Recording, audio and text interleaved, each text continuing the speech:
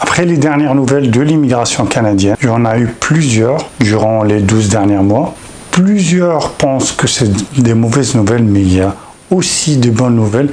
Et je vais vous expliquer dans cette vidéo pourquoi peut-être le moment idéal pour vous d'immigrer au Canada et ne ratez pas cette chance. Malgré les dernières mauvaises nouvelles, vous allez comprendre dans cette vidéo.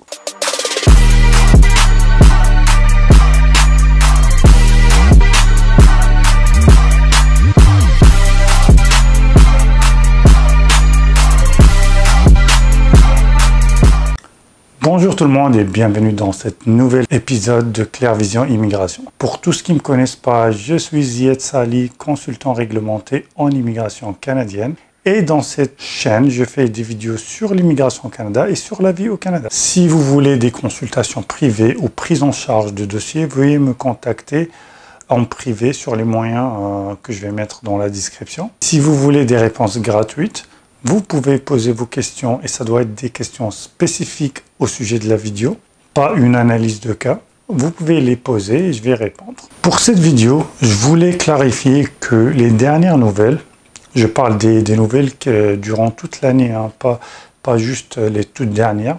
Il y en a eu de bonnes nouvelles, il y en a eu de mauvaises. Plusieurs vont croire qu'il n'y a eu que de mauvaises nouvelles. Je vais vous expliquer peut-être c'est le bon moment et le moment idéal pour immigrer au Canada.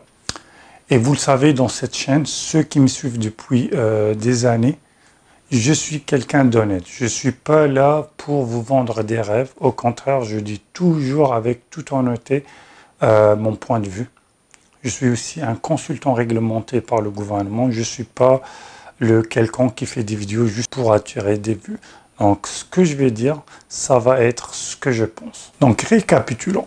Dans toute cette période de 6 à 12 mois, il y en a eu des changements et j'ai parlé de tous ces changements-là dans mes vidéos. Il y en a eu ceux qui ont été positifs et négatifs, surtout côté Québec ou Montréal, ils ont gelé les permis de travail sur certaines conditions.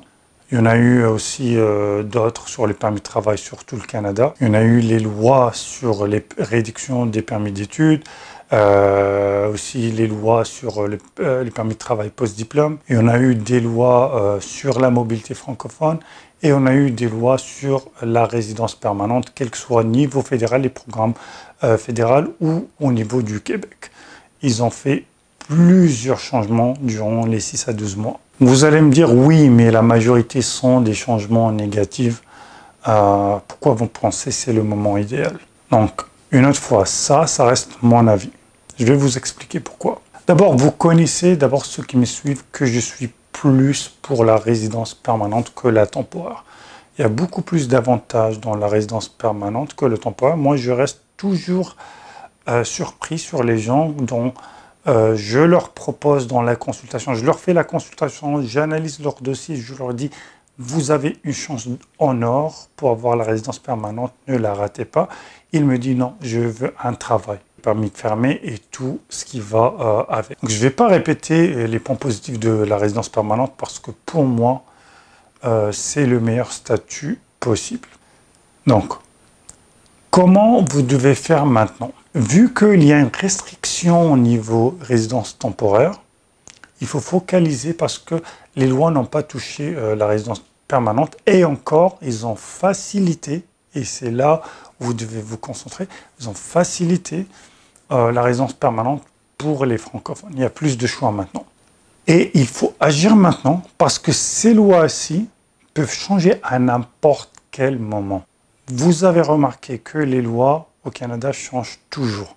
Donc c'est votre chance. Une autre chose à prendre en considération, c'est toujours quand il y a des changements politiques, par exemple les élections, ça peut engendrer soit après des changements positifs ou négatifs. Il ne faut pas oublier que maintenant, oui, le Canada est en crise économique et ça va réduire la concurrence. Certains vont penser, ok, il y a une crise actuellement, mais croyez-moi, ce n'est pas une crise au Canada, il y a plusieurs pays qui sont en crise actuellement. Et donc ces personnes-là ne vont pas faire leur projet parce qu'il y a une crise. Et donc, vous allez gagner en termes de concurrence. Les lois en faveur des francophones pour la résidence permanente, si vous choisissez le bon programme, et ça, j'insiste sur le si. Et aussi, même pour la résidence temporaire, le programme de mobilité francophone est encore là Les derniers mois, ils ont même facilité les choses. C'est quoi mes recommandations? Mes recommandations, c'est de focaliser sur la résidence permanente.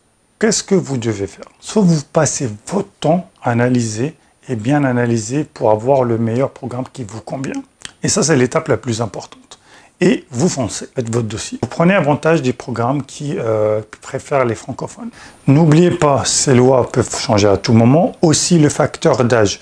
Plus vous avancez dans l'âge, plus vous perdez des points. Ça, c'est très important. J'ai un conseil pour vous parce que je l'ai vu passer. Ne sous-estimez pas la valeur des représentants.